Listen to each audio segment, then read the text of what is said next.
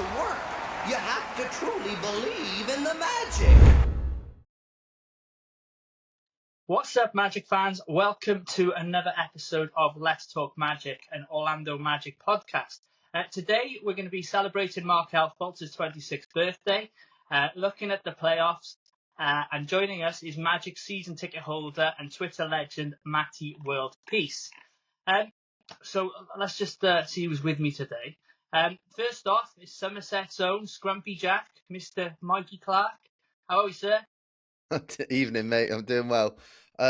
We're a bit disappointed in you, G, because last week when me and Gary were recording, it was Friday night, and we thought, What? G's at a wedding, he's bound to be drunk. And then after speaking to you earlier in the week, you weren't drinking at all.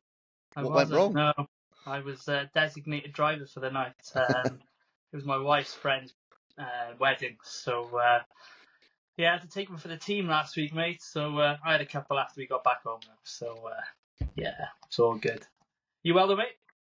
All good, mate. All good. Could do a bit more sleep, but that's what happens when you have a newborn, so it's my own fault. Yeah. I got myself in this situation. Right, and joining us is a man who loves black cats, but he doesn't actually own any. Sunderland's finest, Mr. Gary Craggs. Hello, how you doing? I'm all right, mate. It's one day closer to Friday. Well, it'll be Friday when this drops, but obviously Thursday night with us as it stands. How's your week been? Yeah, I'm technically off, but I'm doing some research and things like that. That type of week, just using it as research time and a bit of side work. All good. Yeah. You? Stuff. Yeah, not bad, mate. I can't complain. You'll obviously notice that Paul's missing. He's not been well today, so he's bowing out and letting us crack on. So I hope you get better soon, Paul, and hopefully he'll be back with us next week. So before we start, we learned of some really sad news yesterday. So we just wanted to pay homage to an absolute legend of an Orlando Magic and Miami Dolphins fan that many of us will know through, corresponding with her on Twitter. We learned that Deb Swimmer passed away suddenly, which is absolutely awful news. She's a big, massive part of the Orlando Magic community, a real big personality. We've all got our favourite memories of corresponding or meeting Deb. But for me, we got to meet Mikey, didn't we, before the 2019 playoff games against the Toronto Raptors for games 3 and 4. And just being in her company, build up to the games. She was such a positive, fun, nice person. So you'd be absolutely missed, Deb. So rest in peace. Anything else to add to that, guys? Yeah, absolutely well said, mate. Just gutted, really, aren't we? I think the Magic community altogether, for me personally, and it's the same with a lot of us. We've all had our interactions with Deb on Twitter over the years, and I remember before game 3 in 2019, we all went to Harry Buffalo, and we literally bumped into her there. I can't remember if it was planned or not, but we bumped into her, and she was just thrilled that we'd all made the trip over to come over and see the Magic in the playoffs. And she was just a lovely person. And she loved the Magic. She was full of enthusiasm. She's going to be missed massively. And I know Jeannie's pretty close to Deb as well. And I know she's going through it as well, bless her. So, we send our condolences and best to Deb's family.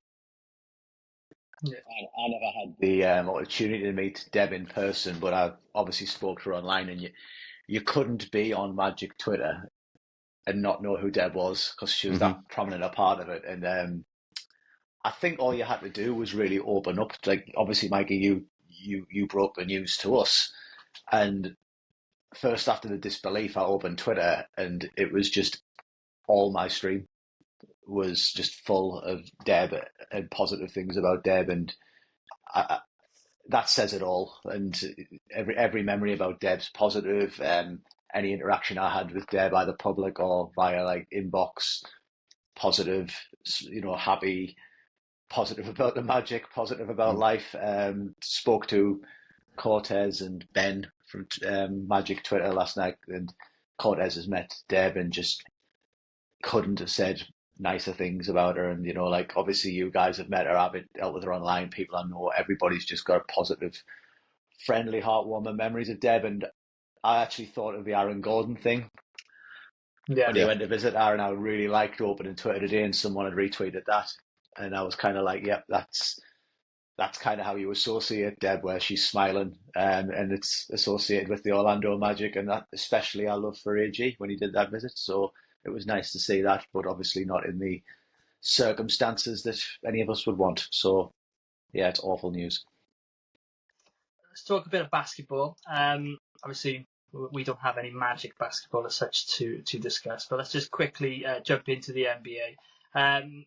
It was a week where the Boston Celtics booked their place in the NBA Finals and await the winner of the Dallas Mavericks Minnesota Timberwolves series.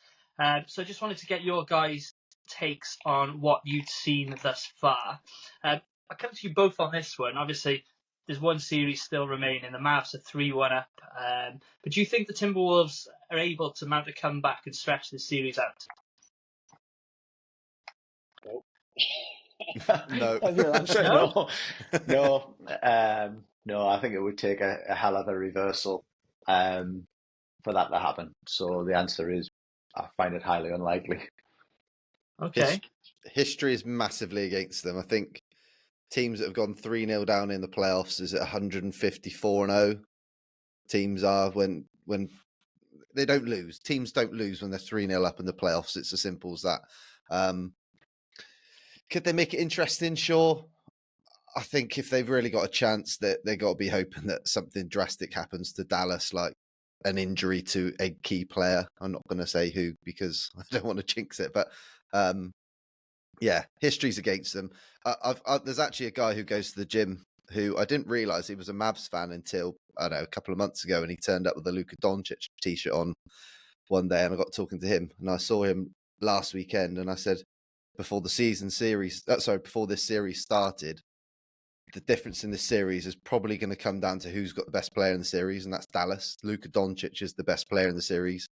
And Kyrie's been playing. That's the other stat that's really impressive out of this as well, is before the Timberwolves won Game 4, Kyrie was 14-0 in closeout games in his career, which is pretty impressive. So it's the first time he's actually lost the closeout game, but he's not going to lose 3 more of them. It's not going to happen. So history's against the Timberwolves in terms of Kyrie's history as well as playoff history as well. So yeah, it's not happening. Not this year. But okay. It's been a good... Go on. I'm probably the only one who thinks, maybe. It's 3-1. It's not 3-0 anymore. It's 3-1. So there's only 3 more on the bounce they need. They got 2 of those at home, I think. Is it 3? Yeah, 2 of them at home. So, win this one tonight. Bit of momentum. Go into Dallas, nick another one, and we've got a Game 7 on our hands. So, I've been watching the Timberwolves in the playoffs, and they've been pretty impressive defensively. So, it can be done. But, yeah, like you guys have said, if Luka has a big game, then, it's probably, good night, Irene. But here we go. Here we go. So the Celtics swept the Indiana Pacers in the end, but it seemed the Pacers let go of the rope a little bit in 3 of those games, leading until late and then sort of collapsing. But Mikey, is the title Boston's to lose? No, absolutely not. I think if Timberwolves mount a comeback that I don't think is going to happen, I think they would give Boston a real run for their money, and they've actually got bigs that could be the difference in the series if they do play Boston. But I don't know, Luka's just got something about him in this playoffs, and Kyrie's been playing unbelievable as well. So no, I actually think it's going to be a really even finals for me.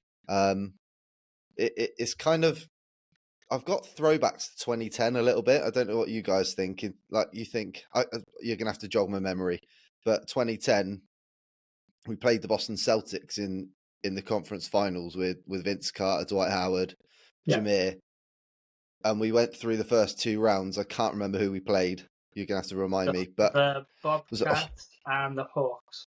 And they were pretty easy series. We got through them pretty comfortably, and then we come up against Boston, and they punched us in the face in the get-go, and we just never turned up for that series. And it just feels like that could happen to Boston now, in that they've had a really easy run through the season. Don't get me wrong, they have been by far the best team in the East all season long. But when it comes to the playoffs, they haven't been battle tested. And the rumours are Kristaps Porzingis is going to be ready to play game 1 of the finals, but he's not played for over a month. So how ready is he going to be?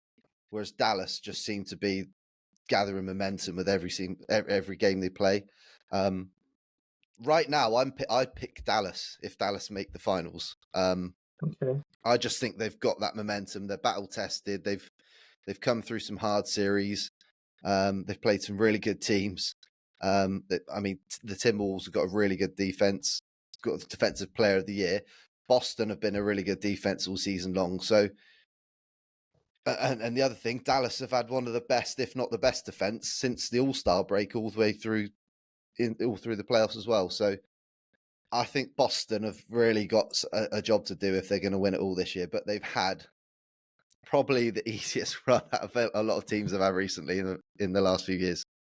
Don't anger them now, mate. You know how they get. Yeah. Let's not go there. Yeah. So, Gary, if the Mavs win the West, we'll get a Kyrie against Boston scenario. But if the Timberwolves win, Kevin Garnett gets his dream final where he can't lose, basically. So how do you see it playing out, mate? I've already said, G, about this, I think when Denver went out, I felt it was almost the Kyrie Irving redemption story was written. So for me, I'm still with that. The 3-1 up.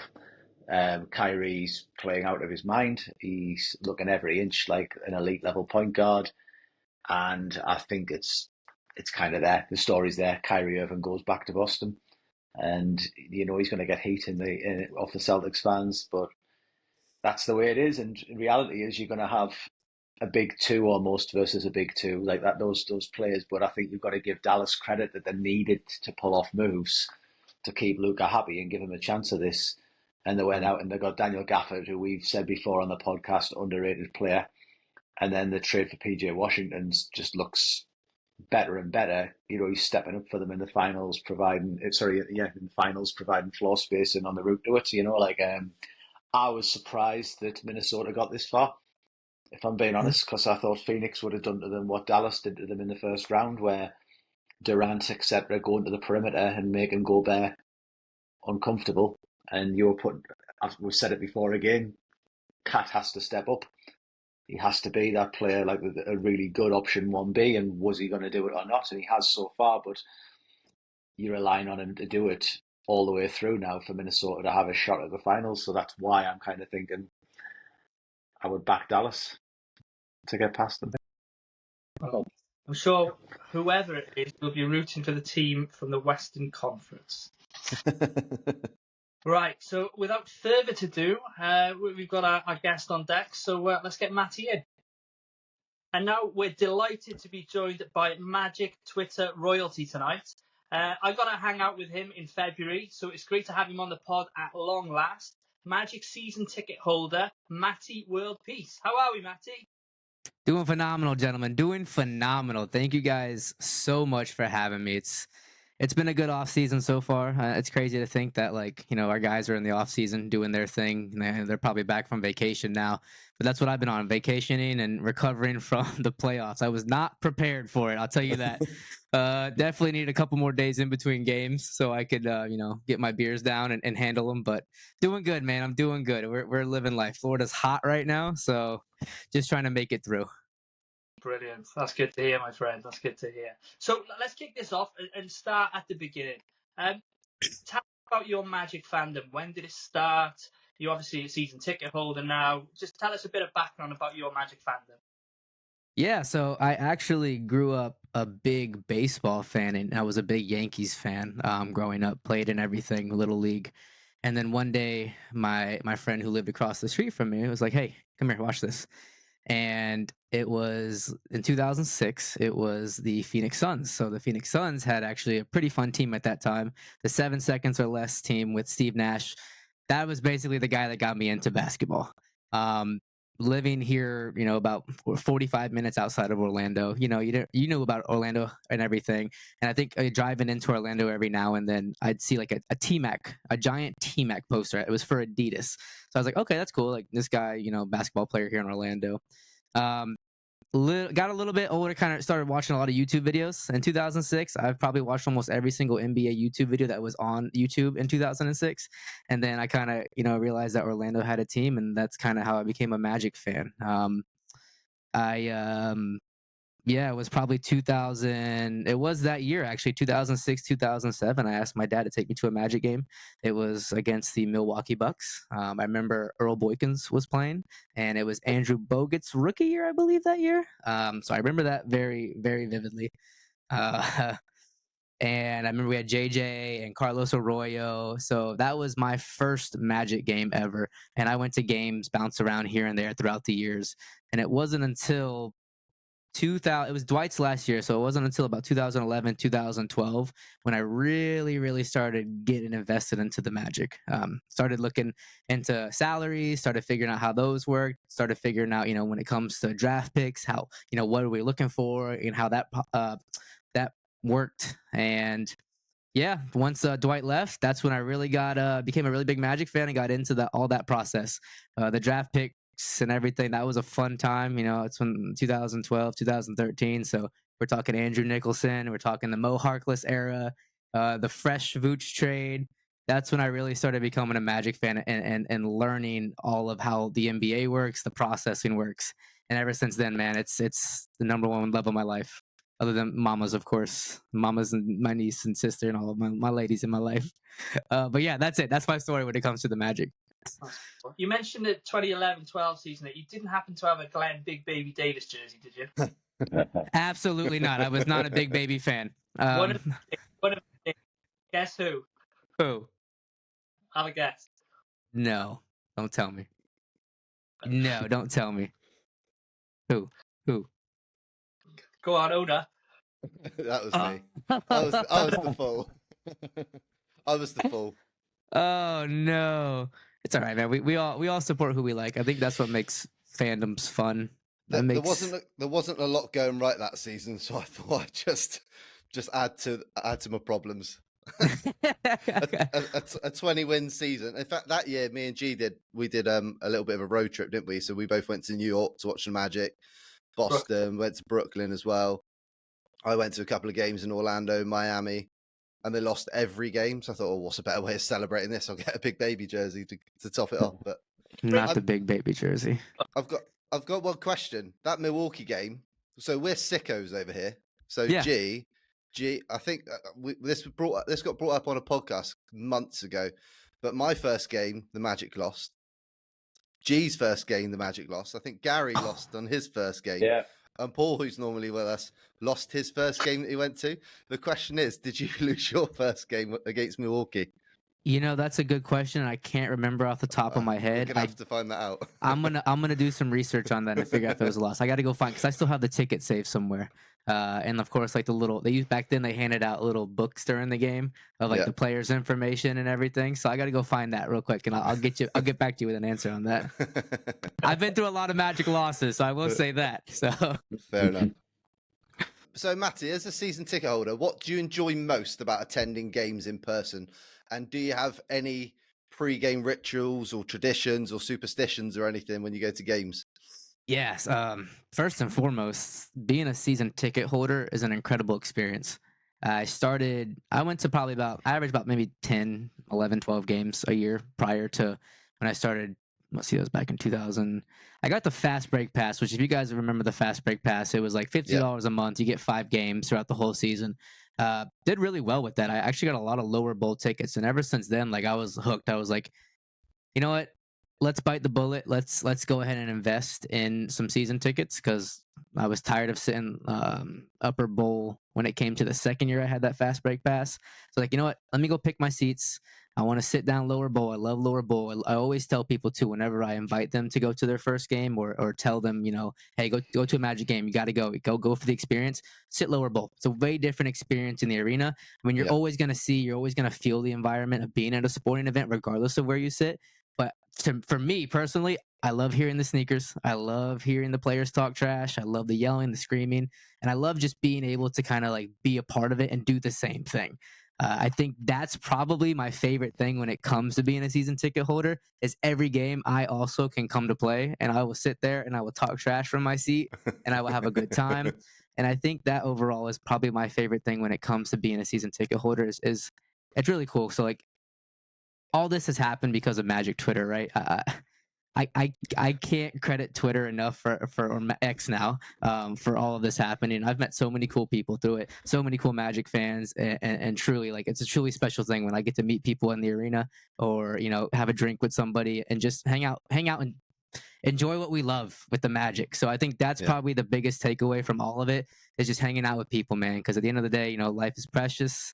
We're all cheering on the same thing, and we're having a good time doing it. So that's probably my biggest takeaway as far as what I like being a season ticket holder. You also said pregame rituals. Yeah.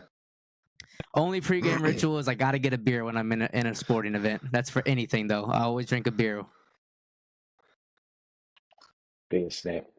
Just add to the beer snake. You're gonna have to explain that now. People won't have a clue you're on about, Gat.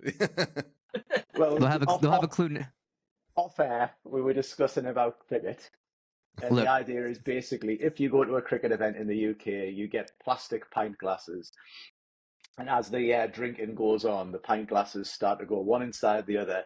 And then if you're watching from the crowd, sometimes on TV, you'll hear like a bit of a cheer, a bit of like a build-up. And then there'll be 50 pint glasses or whatever more, and they'll be getting passed around. And it'll look like a giant plastic snake that the stewards are trying to shut down. It looks completely stupid, but it's something that's now got to be taken into the Kia Centre by Matty. We're coming different in the Kia Center next year. I'll tell you that. People to watch out. They're gonna have like a little railings blocked off those beer snakes. Matty, this is your job. This is your calling in life. Look, I'm in. They got me. I'm hooked. What was your observations on the Magic's performance this season? What were your expectations at the start of the year, and how pleased were you with the season as a whole? To start the year, I thought this team was just going to have a lot of internal growth. I thought Paulo was going to come out, be a little bit better. I thought Franz was going to come out, be a little bit better. Jalen a little bit better. These guys over-exceeded my expectations. I'll tell you that right now. I expected them to be a 41-41 team. Go 500, kind of get into the play-in, play that experience, get that experience for those type of games. To end where we ended and how we ended this season, and you could take away that these guys are like, they're ahead of schedule. And I think that's kind of what we're all feeling. And so I am elated by how this team performed this year. The guys really came along, and I can't be more excited. I don't think the city can be more excited. It's a whole different atmosphere when you come to Magic games, when you're in the city. It's a whole different atmosphere here when you talk about the Magic. I live about 45 minutes outside of Orlando. I used to never see people with Magic gear on. I've seen 3 or 4 Jalen Suggs jerseys, a lot of Paulo jerseys, and I'm like, what is this? I was the only person that wore Magic stuff around here. Like, what's going on with this? So I think it's good that we're gaining that attention again and getting everybody back into it. So, and that comes with time, and the thing is, the best thing of it is our best 2 players are 22 and 21 years old. So yeah, I mean, to be where we are right now and the season that we had with these guys being so young and everybody on the team being young is incredible. So it's all up from here, in my opinion. And I cannot be more just elated, more overwhelmed by how good the Magic were this year.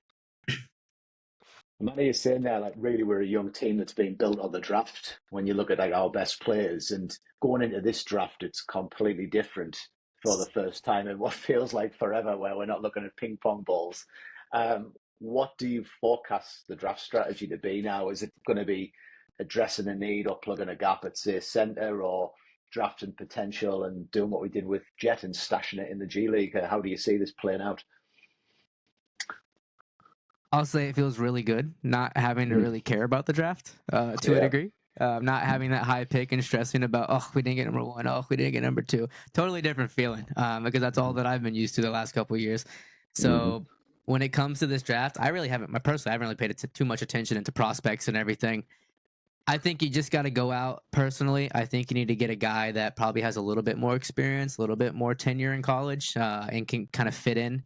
Because you see guys right now in the playoffs that are going out there and really just like doing stuff for their team. I don't know how old Ben Shepherd is. I think that's his name, Ben Shepherd. But the Shepherd from Indiana, you saw him have some big moments in the playoffs, right? You have guys that need to step up when they step up and they make those plays. Because at the end of the day, and we know our history, injuries happen.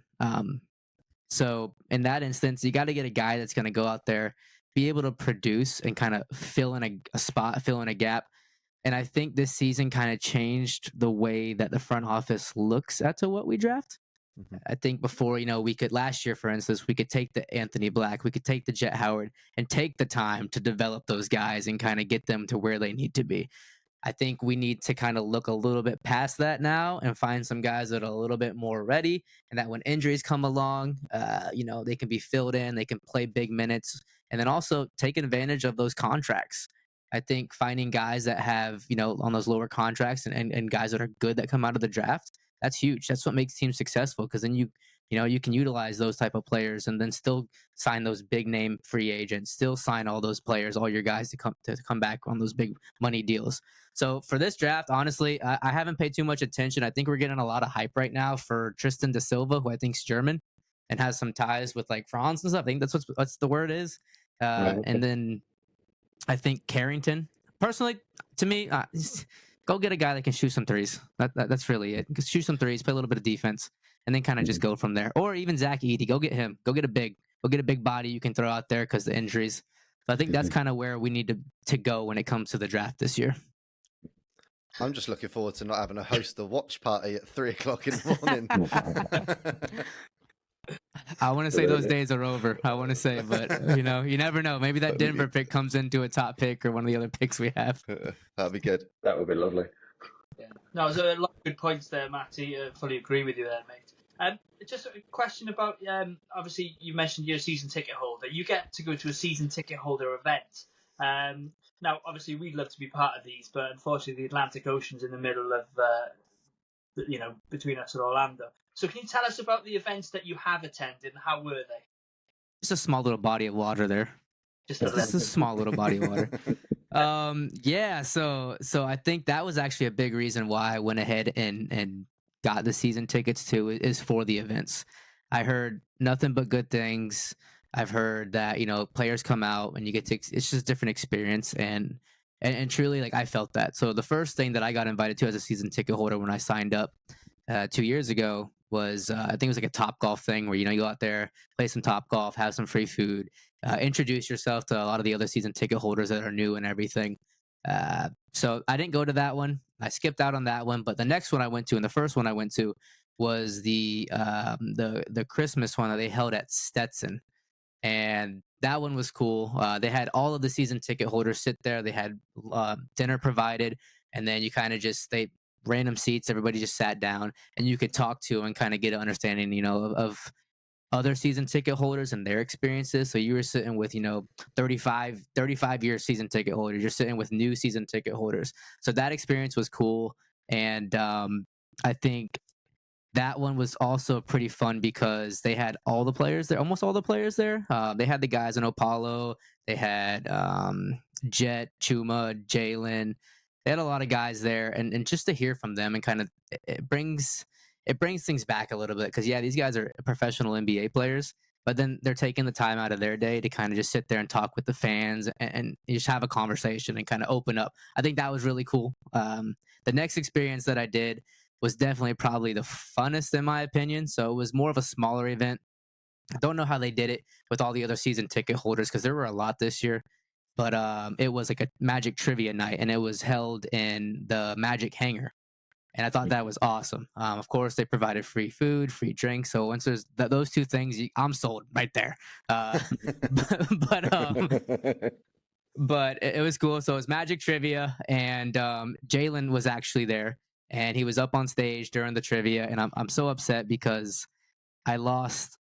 There was 3 rounds. I lost all 3 rounds. I ended up second, and I ended up third. But I was first for the last one. I got one question wrong. I missed one question out of the 30 questions they had. It was one of those time trivias and I just wasn't quick enough. But I missed out on meeting Jalen, and yeah, it was a bummer, but it was fun. It was awesome. It was a good time, and of course, there's other season ticket holders there. So again, associating with them and talking with them, and I'll give a shout out to the season ticket holder who sat next to me all season. She was awesome. That's my homegirl. She was just telling me we're just every game just talking about updates on this and that, talking about players, talking about our experiences. So if you're even thinking about getting season ticket holders, anybody being a season ticket holder, do it. Have fun. It's worth it, in my opinion. It's well worth it if you're a Magic fan. Awesome. Fantastic. We're not jealous at all, are we? I know. I'm sorry. I'm sorry, guys. I'm sorry. It's all right, Matty. It's fine. So you obviously had a load of good experiences. Could be as a season ticket holder, it could be a game, it could be a play, an event, Magic community draft parties. But what's your absolute most memorable moment as a Magic fan? Ooh, that's a great question.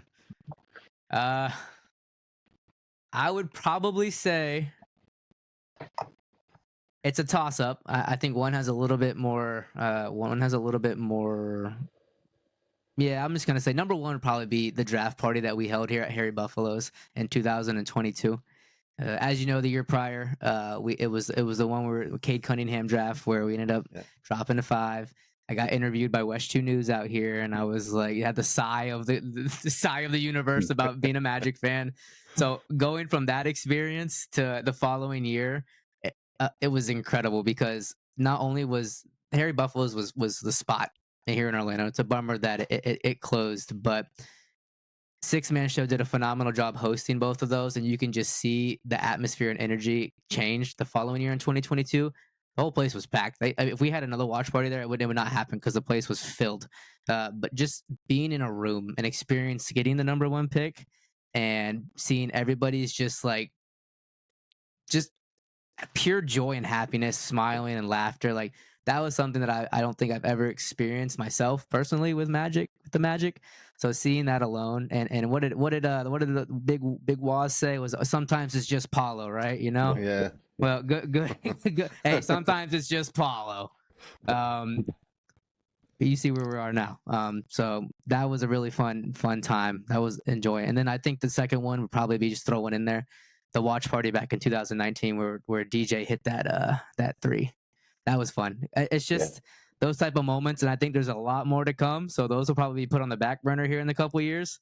But those type of moments to just spend with other Magic fans and kind of just everybody celebrating and everybody kind of just being together, I think that alone is just so awesome. And so that's probably my time where I enjoyed the most. Yeah. Awesome. Yeah. It's all about the fans and togetherness, 100%. So staying on that subject, how important is the Magic community to you? I know we use Twitter, but how else do you connect with other Magic fans, and how could we make it even better? Because like for us over here, like obviously we're all a little bit more remote. We live 4,000 miles away. I'm like a 2-hour drive from G. Gary's like 8 hours from me. And we try and do our own meetups here. We've done trips going to Orlando. So we try and do our thing. But what's it like being in Orlando? How could we make it even better? First and foremost, you guys are incredible. You guys don't get enough love that you deserve being fans from across the pond. Just because to cheer on the Magic, I don't know if you guys probably got into it because of the UK games they held there or whatnot, but you guys don't get enough love and support out there. And so it's a real bummer that you guys don't get to experience what's happening here. But I want to let you guys know that like it's all love and praise, and that you guys are you're a unit of us. So it's awesome. And I know most of you have come here together sometimes and go. And I remember, I think it was this season or last season, you were out on the court before the game. Yeah. And I was like, oh, they're the boys from the UK. So like and I try to chop it up with you guys whenever I see you. So like shout out to y'all. As the Magic come as a community here in Orlando, you can just see it, man. You can just see the energy change here and how people view the team and how people support the team. And what makes it crazy is that like there's a younger generation, so my generation, that not necessarily didn't get to see, kind of got introduced to the Magic in the Dwight era. So we saw, how good the Magic can be and saw the top of where we can be at, to then just being in the trenches for the last 12 years, seeing that. I think that's what makes the Magic fandom even greater than it was, because we've seen the bottom, we've seen the worst of the worst. So now you got everybody out here talking a little bit more trash, there's more cheering going on, there's more banter about the Magic, because we've always been that laughing stock for like the last 6-7 years, and that's changing. And Magic fans are letting people know, like, hey, we're not that same team anymore. So I think it's awesome, the vibe out here and the energy out here. And this is something that I actually last year, when it was the first home game here, I was in Harry Buffalo's before the game, and Mike Miller was there. And I went up to Mike and I said, Mike, man, you got us one. And I'm like, you got us one. And this was when we saw Paulo, of course, what he did in Summer League last year and then preseason. And he's like, yeah, you think so? I'm like, no, man, like, I know so. And he's like, I'm like, Rookie of the Year? He's like, yeah, Rookie of the Year. And I'm like, dude, the city, the atmosphere here, the vibe in the city is different. Like, this doesn't normally happen. You don't see this many people out, like, ready to go to a game and everything. And I think Magic fans came with it in playoff time. We're ready. We are itching. I think we got a great taste. It's a bummer that, we didn't advance, but I think overall that's what we needed this year to kind of see. I think the players needed that too. So I think the vibe's only going to get better. Of course, you're going to get all those fans that disappeared for a little bit, maybe moved on to Miami, come back. But, we'll welcome you with open arms. Just know that some of us were here during the tough times. So Yeah. I can't be more thrilled of how the community is here. Like, Magic fans are awesome. I think we got an awesome community within Magic Twitter. Like I said, the biggest thing that I love going to games is just hanging out with people and talking with people, and interacting with people about the Magic. So I can sit here and go on for years about talking with the Magic. So if I ever see anybody out in public wearing Magic stuff, of course I'm going to say, hey, yo, go Magic, go Magic. So it's awesome. I love the energy here right now that's going on. Awesome. Oh, the Magic community is absolutely unreal. You just got to say that you're in town, and there's every one of us, if we were to say, oh, we'll go to the Magic game, there would be somebody saying, I'll meet up with you. No, absolutely. All the time. Yo, where you at? Where you want to go to the bar, get a drink, create that beer snake? All the time. It's awesome, man. Like, and that's the thing too. Like, at the end of the day, I give a shout out to Twitter, because none of this was possible without it in my eyes. And I'm going to take a second too. I want to take a second and just say, the Magic Twitter, we lost a real one recently. So I just wanted to say that, we lost our mama bear. I got the privilege to meet Deb in person.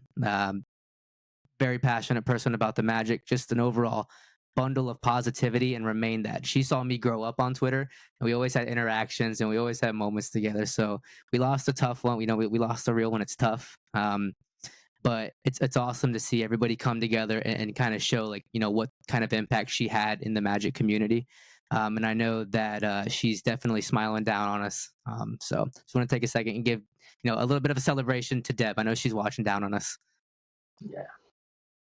Quality. Yeah. Well said. Yeah. There's nothing anyone could really say which would be negative about Deb at all. Mm-mm. Twitter said it all. Just a huge bundle of positivity. Even in the bad times, she was staying positive. She was awesome. That was magic mama bear right there. So just a big sin and prayers to her family and everything. And Well said. Yeah, we said something in the opening of the pod about Deb. Me and G had the privilege of meeting her in 2019 before games 3 and 4, and she was awesome, man. She was just lovely, just a lovely person. Yeah. Hopefully, there's something like we saw Dante tweeted something last night. So hopefully, there's something comes out from the official realms of the team as well, if it hasn't already. Yeah, and rightfully so, because she held us down throughout all those years. Yeah. So cheers to her. Cheers to Mama Bear. Cheers to Deb. Cheers. Cheers. Ooh, what cup is that, Mikey? That is, I think it's a Tervis or a tumbler. It's a Tervis. I had that same one, and either someone stole it from me or lost it. Not guilty. I'm not accusing you. But it's a cool cup, man. It's a cool cup. It is. It's awesome. How many of them would you get in a beer snake, Mikey? How many? There'd be at least 10 pints of cider in a. I'll start the beer snake off of that. See, that even sounds cooler. That sounds cooler. You're calling them pints. Like just a cup of beer over here sounds lame. I'm calling them pints from now on. Go for it, mate. Go for it. You've got to. Yeah. So obviously Twitter and even us on the pod, we've got cap space, we've got beer snake plans, etc. What's the successful off season look like for you, Matty? When all's said and done, what will be good apart from the world's biggest beer snake emanating out the Kia? Shooting, 3-point shooting. Give me it now. I think the incredible thing is we're at a great place right now. We have great opportunity to kind of capitalize on the money we have. I think it's all together. If we were to waive, I think it's Ji and Fultz and everything, it would be 69.5. But I see us coming in like and we're keeping. I think we keep Ji and kind of look into maybe re-signing Kel to a lesser of a deal. I'm okay with those things. I think this offseason we have to make it a priority to get in some shooting. Whether that be my number one target is probably Malik Monk. I know you guys have probably seen the little thing that dropped today with the Trae Young and the Jalen Suggs. So I'm all on board up for that too right now. I just don't know what it would take to kind of get him, and I think that's where I'd be hesitant. Where if we have to give up so many picks, you can give up some picks. That's okay. We got plentiful of those, but if you got to give up some of these younger pieces and what pieces, then that's where I become a little bit more hesitant. So go get a shooter, go get a point guard that can kind of facilitate a little bit more. I've seen like DeAnthony Melton. I've seen Tyus Jones mentioned. I've seen, I think for me, Malik Monk would be number one in my opinion. But you need some shooting. And if you don't go that route, say you go grab a guy like a guard that they're a trade, then go get Isaiah Hartenstein. That's a guy you got to go get. We need some more rim protection. We need that guy that can come in if Wendell gets hurt and grab some boards and be a presence in the paint, or maybe like a Nick Claxton, a guy like that. So those are my two priorities going into being a successful offseason. My thing is I think the front office sees that this is a time to really capitalize on the momentum we have. Because we're this young, we got the cap space. We're not going to have this cap space all the time, so you got to kind of capitalize on that and become a team that is competing. We may not be right there to where we're a 100% contender yet until our guys are in their primes, but if you're a winning team, I think the rest will come. That's how you get guys to come to play for the Magic. That's how you lure those free agents to come play for the Magic. So I think that's just focus on becoming a winning team, a good team, a team that can go deep in the playoffs. Look at Indiana. Case in point, we should be where Indiana is, in my opinion. There's no reason why we couldn't be, because at the end of the day, it just takes 1-2 injuries for you to luck out, get to the Eastern Conference Finals, and then personally, I think we could have beat Boston. I don't want to throw it out there, but I think we could have gave them a run for their money if we would have advanced to the second round. But we need some guys that can get out there and go hit some shots, because we struggled that last game. Came out hot, and then things kind of just got cold, and we didn't have a guy that could light it off the bench or come in and hit some shots to keep us in. So I think that should be focused right there going in for next season and off season. Your face when Markel was mentioned there, you just got this type look of slight euphoria. Like Matty knows his stuff, mate. He knows we need to re-sign Cal. He knows. So I'm not huge on guys that can't shoot and are a little bit scared of shooting, but I think you can bring Kel back for the right deal. I still think he's a good player to come off the bench, and he's an ultimate vibe guy for the team. Players love him, the team loves him. He's been here for a while now. If he wants to go out and get his money, hey, go ahead, do your thing, Kel. Go get it. You deserve it, right? But I would love to bring him back and put him in a role where he's coming off the bench, maybe 20 minutes a game. He's coming in, being that facilitator. And it sucks because I don't think every time he's gotten to that point where he's looked like a great player, he's gotten an injury hit. Like this season, I think he was injured throughout the whole year. He was playing with that knee injury. You could see it. That knee was looking disgusting when he was defending in the playoffs. So if we can just get him healthy, I think he's still a very formidable player and a good player. Yeah, we've said it before, mate, on the podcast. You look at TJ McConnell as an example on the Pacers. Somebody who can dribble the hell out of the ball, get to the cup, and how good is he finishing around the rim, and there's no look passes, So there's a spot for him. Just need to hope that, he takes less of a salary perhaps. And I think guys are bought in for this team too. I think they kind of see what we have here, what we're building, and the route that we're going. And that's why we've gotten a lot of these players on great deals. And Weltman is definitely not going to overspend. He's going to be very conservative when it comes to offering this money to his players. That's one thing we've learned so far. So I think I honestly I give him like a 2 year, like I don't know, 2 year 15, 2 year 18, 3 year 18 deal in that range. Where if he's making like 8 million a year, cool. So he's got the salary. Worst case is he gets unhappy, wants to go play somewhere else. You can throw that contract in for a trade. So I think that's keep it going, keep the continuity there for a little bit, but add some key pieces like shooting and a guy that can also come off the bench and dribble or something. Yeah, you gonna say something there, Mikey? Yeah, I was just going to say. So you mentioned Malik Monk, Trae Young. Who's your top target? What would be your number one option this summer if you can make that move?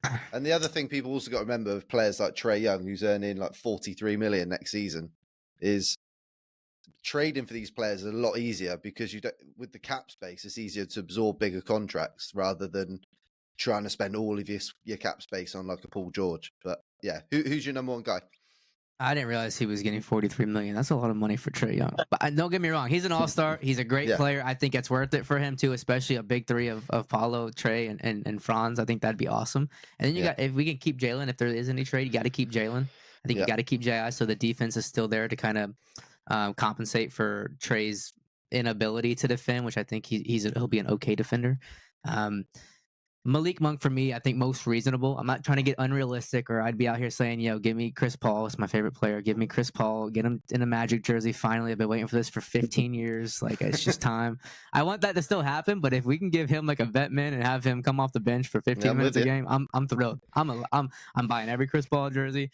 But I think Monk is probably the best option. I think value wise, and I think just like where he is in his career and the value he can bring to the Magic, I think Hartenstein is another guy that we should probably go look into. So one of those two I think are the most realistic. Maybe go sign some shooters off the bench like a Malik Beasley or like a Buddy Hield. Bring those guys off the bench, get some more shooting, get some more depth there. I think that is probably what I would want a successful offseason to look like. So probably Monk and Hartenstein, but I know you can't have both. So if I had to choose, probably Monk's number one on my list, and then from there, Trae, Hartenstein, PG. I would go that route. Okay, cool. Okay, there's a top four for you. German hammers. Let's get some more German hammers on the roster. Right, so last one from us. We've kept you way too long, Matty, but it's been really enjoyable. So just let's delve a little bit deeper into your sort of favourites. So on the current roster, can you tell me who your 3 favourite players are? And then after that, we want your all-time Magic starting 5. Now, that doesn't have to be the best. We don't expect Shaq, Dwight, and, T-Mac. You can have your favourite players for any reason you want. So, there you go. On the team now, my top 3 favorite players, I'd have P5 at number 1 for sure. I'm trying to get all the jerseys, every single jersey he's had. That's my guy. I'm locked in on that. He's a dog. He's him. That's number 1 for me. I think 2 would definitely be Jalen. So they gave out a Jalen Suggs autographed picture right there for season ticket holders at the end of the year. And I've had moments where I met Jalen. I met him at the draft party in 2022. He was out there taking pictures with fans. And then I've had moments in the arena where I was sitting pretty close and I yelled Jalen. I have videos of videos posted of it of me just yelling Jalen, and he's like. So I feel like, Jalen's my guy. I met him at one of the events this year for the season ticket holders. He actually walked in, went around, literally shook everybody's hand. It was so cool. So Jalen's number 2. He's just a dog, man. He's a dog. And I think what he brings, the energy he brings, and the way he gets fans into it is incredible. Love guys like that. And then I would probably say 3. My number 3 spot would be J.I. That's the golden boy right there. I've been a big J.I. fan since 2017. I know I've had my moments where I've kind of been down on him for the injuries and I want him to play. But he's playing. He's back playing and he's looking great. And so, I love J.I. I just love how he stayed true to himself and kind of got through, weathered the storm, went through the tough times. And it's really a testament to him. I think it's a testament to this team and kind of where we're at right now.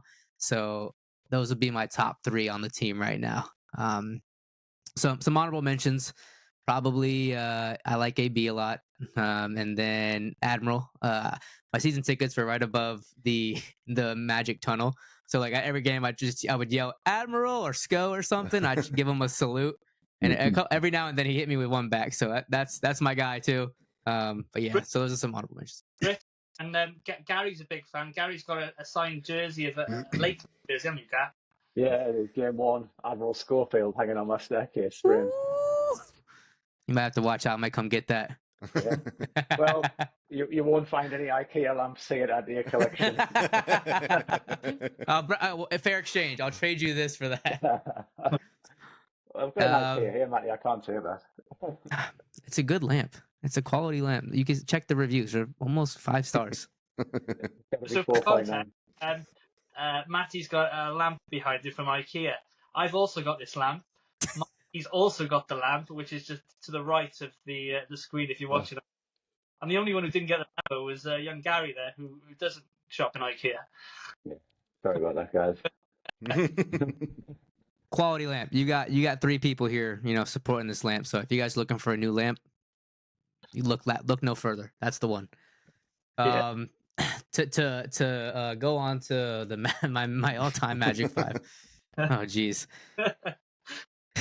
So definitely I was a huge Oladipo fan. Loved Depot. Another guy during that era, I was a big Elfrid fan as well. Loved Elfrid Payton. And then I would probably put Paulo in there I'd put Paulo in there. I think Paulo is gonna bring us to the promised land. So he's already he's already one of my favorite players, and he's only been in the league for 2 years. So he's in there. Hedo Turkoglu. Yep. Love Hedo. Big guy hitting those big shots. Just a guy that was just fun to love, man. Like funny guy. So Hedo's up there. And then I would probably say Big Baby. No. I can give you an all-time 5 hate team too if you guys want that. But I would say probably end it out with I'd go Dwight.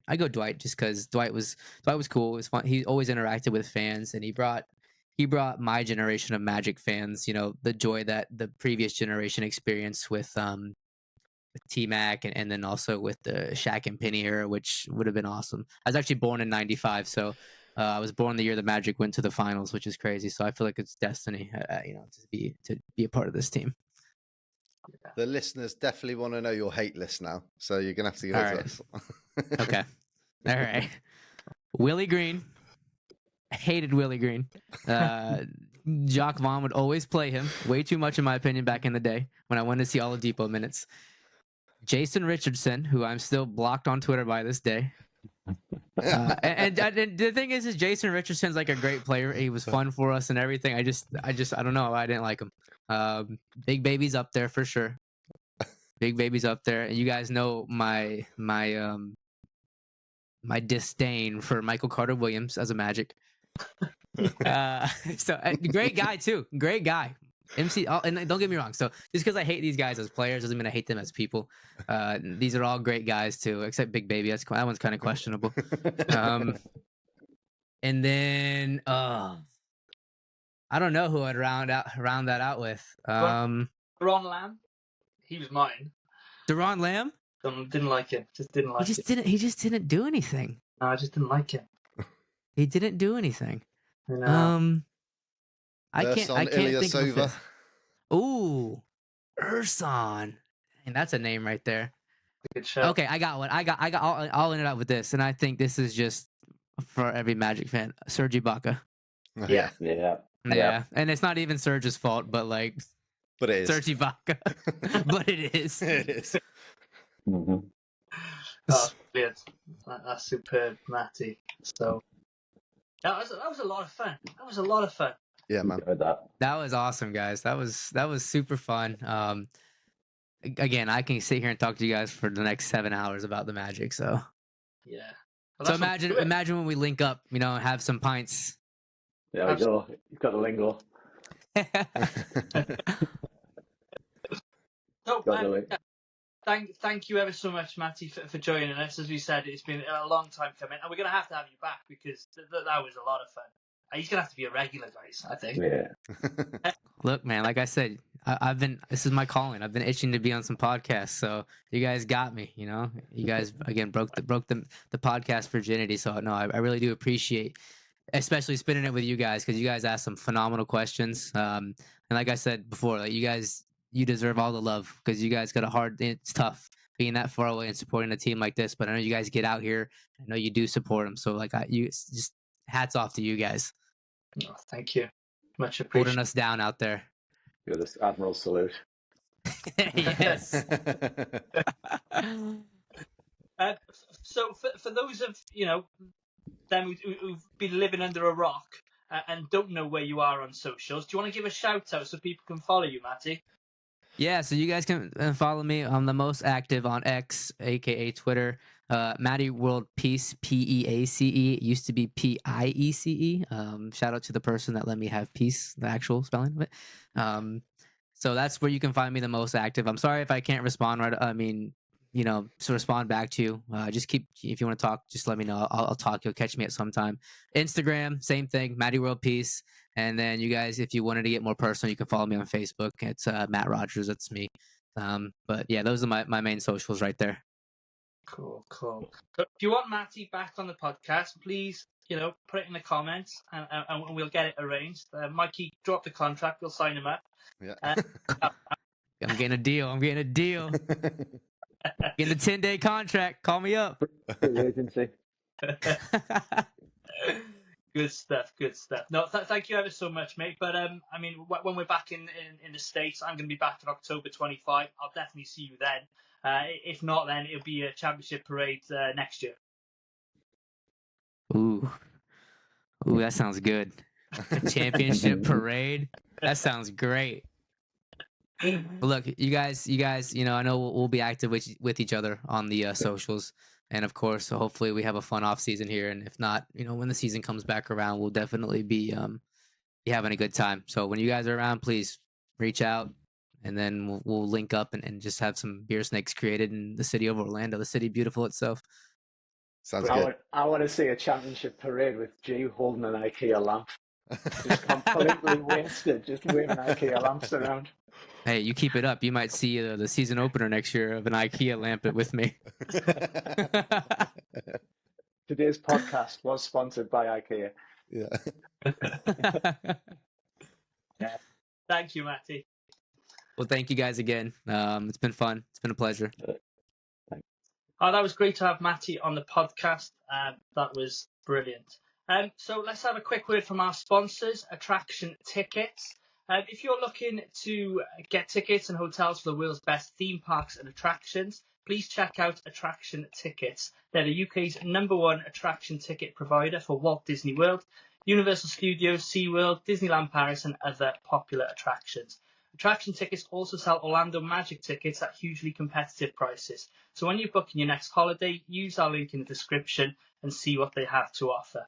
You can also check out our website, letstalkmagic.com, for all of our affiliate links and discount codes, including the NBA store and Fanatics.